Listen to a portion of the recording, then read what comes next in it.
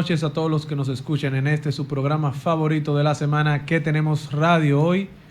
Un programazo, lo puedo pronosticar, porque como bien dicen, contra el poder, traemos a una amiga que sabe muy bien lo que es luchar contra el poder. Pero antes de eso, vamos a saludar a don Charlie Mariotti Paz. Muy buenas noches, mi gente. Feliz y agradecido de estar con todos ustedes. Gracias por sintonizar su revista semanal que tenemos, donde analizamos lo que pasó, lo que está pasando y lo que entendemos va a pasar en el resto de la semana. Así es, le damos la bienvenida a Virginia Antares, candidata presidencial en el pasado proceso por Opción Democrática. Virginia, ¿cómo estás? Muchas gracias, muy buenas noches. Saludos a toda la gente que nos escucha. Te traicionó el inconsciente. Sí, que las mujeres siempre son las vices. No, lo que pasa es que cuando tú venías entrando, Cristian y yo tuvimos una leve confusión con el tema, entonces parece que sí, que me traicionó, pero... Sí, no, candidata presidencial en las elecciones pasadas por Opción Democrática. Virginia, cuéntame. Primero que Kamala, Una gran experiencia.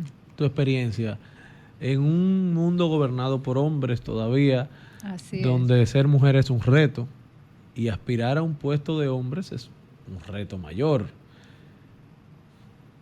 ¿Qué movió a Virginia? ¿Qué la impulsaba todos los días desde una candidatura que no era pronosticada claramente ganable? Tenía que ocurrir algo extraordinario en este momento, en esta coyuntura. Así es. Mira, yo lo hice con mucho sentido de responsabilidad, representando a ese nuevo proyecto político que estamos construyendo en Opción Democrática, y creo que de una manera u otra logramos ser esa propuesta extraordinaria, que me gusta esa palabra que utilizas, Cristian. Sacamos más de 25,000 votos, lo cual no es poca cosa tomando en cuenta la desigualdad de recursos para competir, el hecho de que era una figura hasta ese momento desconocida en la arena pública política. Yo vengo de la movilización social, vengo del mundo de consultorías en desarrollo, de la comunicación, que es mi carrera, pero no había asumido una candidatura pública a nivel político, entonces era una figura nueva. Y lo que más emoción me daba durante el proceso, y me da hoy luego de haber concluido esa campaña, es que nosotros logramos movilizar un nicho de esta población dominicana que no estaba yendo a votar, o que nunca había votado, o que había dejado de votar porque no creía en las opciones tradicionales, y que vio en nosotros una oportunidad de apoyar un proyecto diferente que le devuelve la esperanza en la política, y también una población muy joven. Una población, de hecho, yo digo que gran parte del público que me sigue lamentablemente no vota. Muchos adolescentes se entusiasmaron mucho con esta candidatura, y qué pena que no votan todavía, claro. Pero a mí eso me da mucha emoción y mucha esperanza, porque ahí viene una nueva generación en la cual ya estamos sembrando una sensibilidad política, una inquietud, y transformando esa cultura de que la política es aburrida o complicada o frustrante. Y ese es un cambio cultural que tenemos que hacer para construir una democracia más sólida. Bueno, mira, hablaba en el proceso electoral con José Horacio y Amelia Santana, una estrella de Santiago que fue candidata a regidora. Sí, también por Opción Democrática, sí, compañera. Y conversábamos que los partidos tienen muchos militantes, los grandes, los de siempre, pero que los militantes que tienen Opción Democrática no fluctúan. O sea, el votante de Opción Democrática es de Opción Democrática, y cada día que tú sumas uno más es uno más, pero que permanece y perdura en el tiempo. Y eso yo creo que es la gran guerra que tiene el sistema con partidos como este, de que cuando tú agarras la joven que aspiró a diputada por Santo Domingo Oeste, Nicole Pichardo, que para mí es una diputada moral, tú no puedes luchar contra eso, porque cuando va convenciendo a un segmento social que no se interesa y comienza a interesarse, contra eso no hay quien pelee. Totalmente. Yo creo que nosotros, tanto quienes hacemos política en Opción Democrática como ese votante que tú mencionas, Cristian, nos mueve la convicción. Y eso es algo muy poderoso. Así es. Y es algo que necesitamos fomentar en nuestro país, que la política deje de ser un espacio de conveniencia personal, de intereses personal, de dónde puedo conseguir lo mío, y empiece a ser un espacio de qué proyecto va a transformar el país hacia el camino que yo quiero ver. ¿Qué proyecto político está comprometido con una visión del sistema de educación de calidad, con una visión de transformar el sistema de salud para garantizar atención médica en un país en que las familias quiebran cuando un miembro tiene un accidente, un miembro de la familia o una enfermedad catastrófica.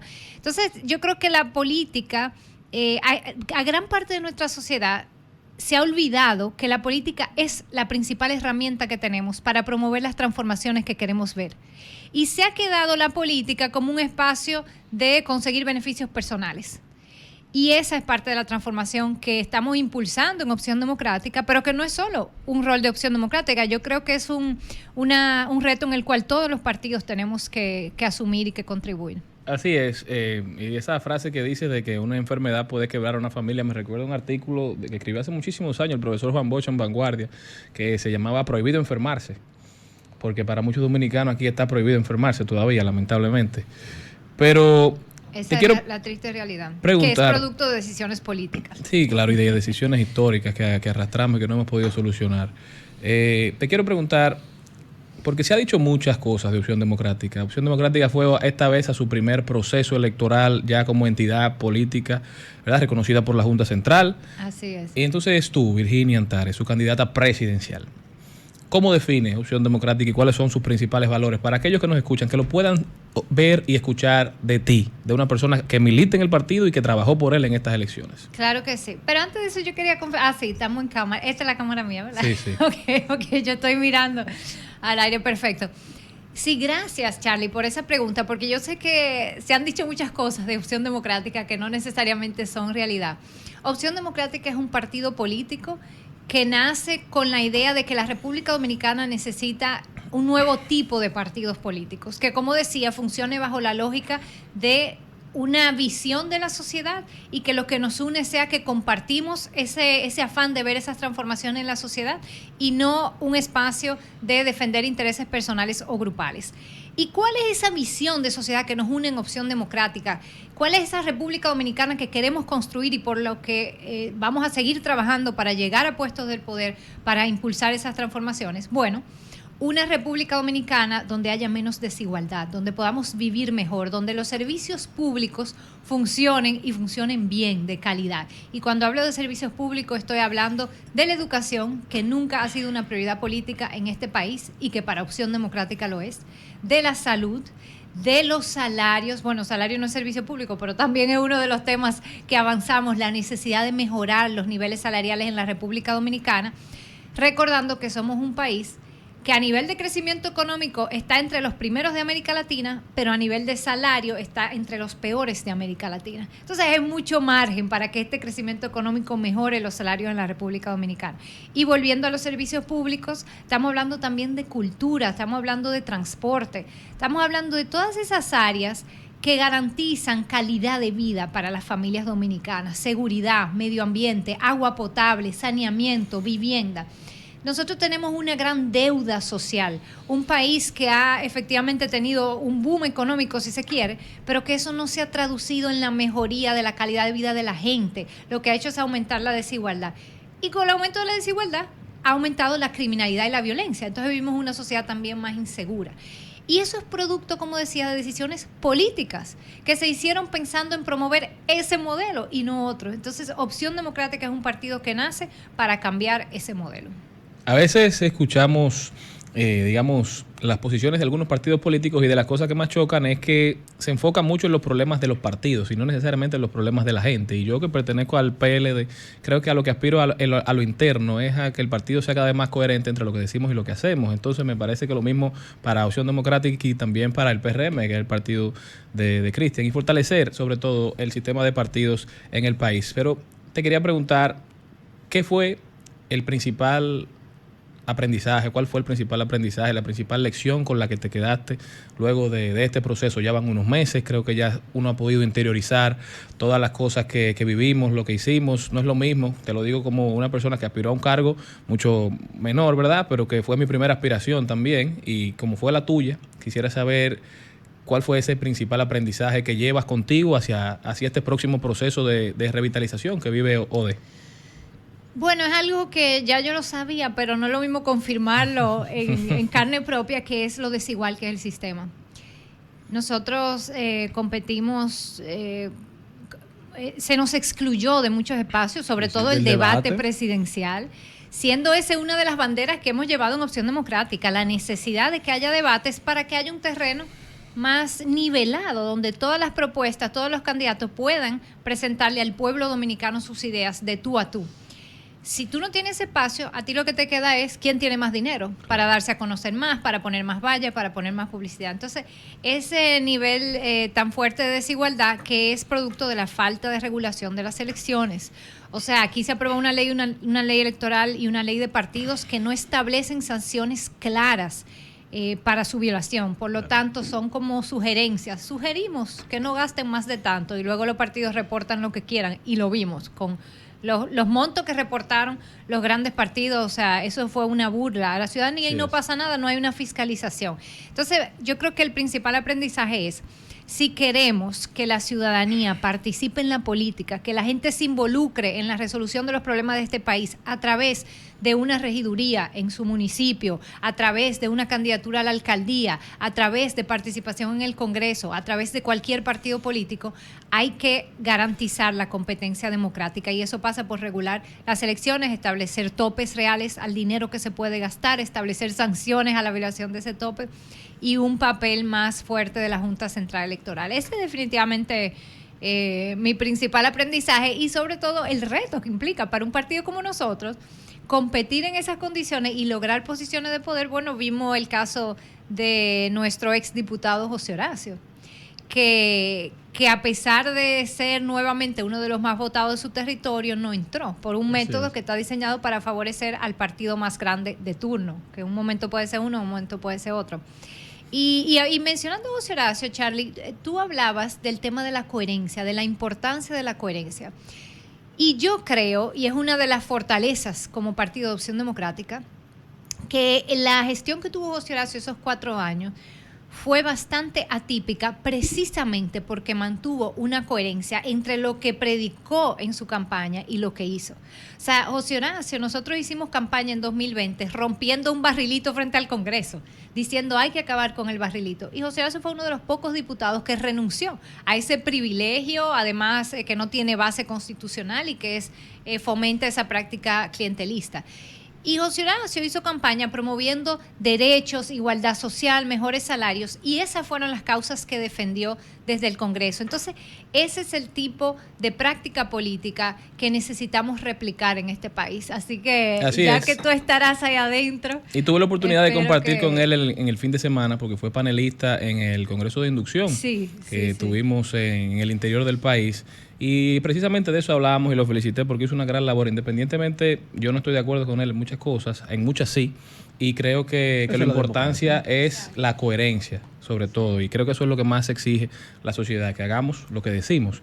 Entonces, desde aquí le mandamos un abrazo. Pero antes de continuar, yo quería saber también, Opción Democrática recientemente acaba de elegir, creo que su comisión de elecciones internas, ¿verdad? Exactamente, sí. O sea, ustedes van ahora a un proceso interno. ¿Qué se espera? ¿Cuáles son los puestos que se estarán? ¿Y a qué aspira Virginia? Claro, ¿cuáles son los puestos que estarán, digamos, en juego y cuáles son tus aspiraciones personales? Así es, sí. Hay que recordar que nosotros recuperamos nuestro reconocimiento legal hace 2 años y ahí hicimos un proceso de actualización de los estatutos. Recuperaron porque lo habían perdido. Claro, nosotros hicimos nuestra solicitud de reconocimiento en 2015 y en ese momento arbitrariamente la Junta nos lo negó a pesar de haber cumplido con los requisitos. Eso tuvimos que llevarlo a los tribunales y 3 años más tarde, en 2018, el Tribunal Constitucional falla reconociendo eso. Debimos haber sido reconocidos para las elecciones del 2016, no pudimos participar con partido propio en ese momento. En 2018 nos reconocen, pero inmediatamente se aprueba la nueva ley de partidos y ley electoral que le aplicaba una serie de condiciones a los partidos de nuevo reconocimiento que luego fueron declaradas inconstitucionales, como por ejemplo que no podían ir aliados a ningún nivel ni con ningún tipo de alianza, tenían que ir solitos, que no podían recibir fondos públicos a diferencia del resto de partidos. Entonces, frente a esa situación, nosotros hicimos la famosa fusión en ese momento con Alianza País. Ahí es que José Horacio en 2020 gana su diputación territorial y luego en 2022 solicitamos la desfusión. Ya el Tribunal Constitucional había dicho que esos artículos que nos habían aplicado eran inconstitucionales. Entonces, la recuperación del reconocimiento fue, si se quiere, una restitución frente a ese trato desigual que se nos había aplicado. Eso fue hace 2 años. Inmediatamente hicimos una convención nacional, elegimos las autoridades, pero nos abocamos prácticamente de una vez a preparación al proceso de campaña. Entonces ahora, pasadas las elecciones, sí ya vamos a hacer nuestra convención nacional ordinaria, que según nuestros estatutos se hace precisamente el segundo semestre del año electoral. Y en octubre, el 6 de octubre, en esa convención nacional, vamos a escoger los 19 puestos de la dirección política de nuestro partido, que está compuesta por la presidencia, la vicepresidencia, la secretaría general, que se escogen de manera directa, y luego 16 cargos más de esa dirección política, de un total de 19, que se escogen también, cada integrante puede votar por hasta 16 puestos. Nuestra actual presidenta, Minuta Bárez Mirabal, fundadora del partido, entrega la presidencia, porque parte de lo que dicen los estatutos que aprobamos en esa primera dirección política de la que ella fue parte, fue que no... Se está hablando de algo interesante en ODE, según me cuentan. Que no se podía... esas tres figuras máximas, presidencia, vicepresidencia y secretaría general, no se pueden reelegir. Por lo menos no de manera continua. Doña Minú estaría aspirando a permanecer en el órgano de dirección. Así es, ella aspirará y puede aspirar a la dirección política, pero no puede aspirar a la presidencia del partido. ¿Quiénes aspiran a la presidencia? Tú sabes que todavía no se han abierto oficialmente las candidaturas, o sea que no... No se sabe. No sé si puedo decir. Uno sabe por debajo de la mesa, ¿verdad? Sí. Las aspiraciones de los compañeros la expresan. O tú o José Horacio. Pero, tendrán que jugar, sí, yo sí puedo decir que voy a aspirar a la dirección política, que es el puesto que tengo ahora mismo. Claro. Y aspiraré a permanecer y a ser parte de esa nueva dirección política. Posición sobre la reforma, y perdón, porque ya muchos partidos han dicho su posición de si es necesaria o no. El PLD se pronunció hoy, creo que ustedes lanzaron un comunicado hace unos días, entonces para que la gente pueda escuchar.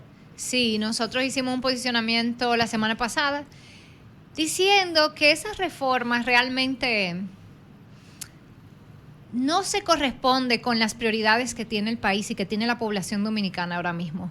Responde más a unos intereses particulares del propio presidente, del partido de gobierno, que por demás abre las puertas para que una vez esté instalada la Asamblea Revisora, que tiene la potestad de modificar la Constitución, modifiquen cualquier cosa. No necesariamente las propuestas que te están haciendo, que en primera instancia se ven positivas, aunque nosotros le tenemos críticas cuando uno entra en los detalles. Pero independientemente de eso, es simplemente abrir la puerta a que ahí se apruebe cualquier cosa. Fíjate que ya salieron congresistas del propio partido de gobierno diciendo que eso no ha sido consensuado con ellos y que ellos no están de acuerdo con muchas de las cosas que están ahí. Pero sobre todo, para mí lo más preocupante de esta propuesta de reforma es que ya nosotros tenemos un precedente sumamente parecido a esta propuesta que está haciendo el presidente, que fue la reforma constitucional que hizo el gobierno del PRM, entonces PRD, durante el gobierno de Hipólito Mejía en el 2002. Si ustedes recuerdan, Hipólito había ganado la presidencia en 2002. En ese momento las elecciones congresuales se hacían 2 años después. Hipólito había ganado en el 2000.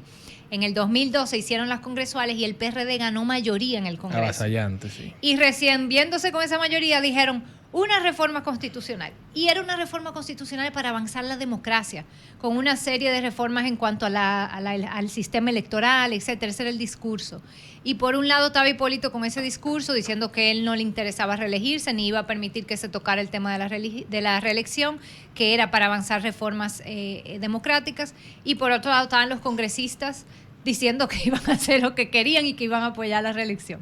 Entonces yo veo como muchos paralelismos que son preocupantes y que si el partido de gobierno, para ganarse la confianza de la ciudadanía de que realmente esa es su intención, tiene que mostrar coherencia, y eso no lo ha mostrado todavía. ¿Cómo evalúas las designaciones que ha hecho el presidente? ¿Tu visión sobre este nuevo gobierno? ¿Cosas positivas que ver de este gobierno? ¿Aparecerán? A ver, sí, claro, siempre hay cosas positivas. Del primer gobierno de este partido, yo siempre resalté como positivo el esfuerzo que se ha hecho, que lamentablemente todavía no ha dado fruto, pero definitivamente ha sido una diferencia en el Ministerio Público, que por demás es una conquista, si le llamamos conquista, o un paso de avance del pueblo dominicano, que se movilizó en este país por 3 años exigiendo un sistema de justicia que funcionara. Y el hecho de que se hayan abierto expedientes a personas con mucho poder político, militar, eso es sin precedente en este país y es un paso de avance en la correcta dirección. Lo que necesitamos ahora son las condenas, que ahí no hemos llegado todavía. Y eso pues hay que reconocérselo a este gobierno. Pero realmente nosotros tenemos una visión muy crítica del gobierno actual. Vemos un interés muy fuerte de impulsar una agenda de privatizarlo todo, de no entender la importancia que tiene lo público, de replicar prácticas de los gobiernos anteriores que este mismo partido criticaba, sobre todo ese despilfarro masivo de dinero en propaganda, en publicidad y propaganda, que lo criticamos en la campaña, pero que es que deslegitima los intentos del gobierno de decir que quiere sanear las finanzas públicas, que quiere reducir el costo en el caso de la reforma constitucional. No, que el costo del Congreso, que hay que reducir la cantidad de diputados por que el costo. Pero si tú quieres reducir costo, tú lo que tienes que empezar es a eliminar la cantidad de propaganda y publicidad que está gastando el gobierno, ¿no? Entonces esas son cosas que nosotros criticamos. Sobre... ¿Tú sabes algo positivo que estuve pensando en estos días? Que creo que es probablemente el único elemento positivo en cuanto al sistema educativo, que es una de mis principales críticas, lo decía ahorita. No es una prioridad el sistema educativo para este gobierno, como no lo ha sido para ningún gobierno en la República Dominicana. Y lo vemos ahora con el inicio del año escolar, no se planificaron bien, no hay suficientes cupos. Sin embargo, en el sistema educativo el único elemento positivo que yo veo es los avances en el transporte escolar, donde se ha hecho un esfuerzo por se ha avanzado muchísimo, garantizar transporte a gran parte del Ahora pareciera que el desayuno alumnado escolar también tendrá un avance, se han introducido frutas, muffins hechos de forma natural. Bueno, ojalá que sí, porque ojalá eso va que en ocurra, beneficio y yo creo que sí. de nuestros niños y niñas. Ojalá que sí. Bueno, ¿alguna otra cosa que le quieras decir a todo ese público que te quiere, aunque muchas veces no compartamos pandería política, porque uno ve desde otra serie y dice, wow, a veces quisiera estar ahí? Incluso cuando renuncié de mi anterior partido, del PLD, tuve conversaciones con doña Minú, con José Horacio, y me decían, el partido al que tú te pareces sea este. Le decía, sí, pero no es el momento. Bueno, las puertas tiempo. están abiertas en Opción Democrática. Yo sé que hay mucha gente en todos los partidos que nos hace ese tipo de comentarios, que simpatiza con lo que estamos haciendo, porque yo creo que el esfuerzo que estamos haciendo realmente no es un esfuerzo únicamente partidario de Opción Democrática, es un esfuerzo que va en beneficio de la República Dominicana. Y yo confío que les ponga la presión también a los demás partidos, porque las transformaciones tendremos que hacerlas juntas.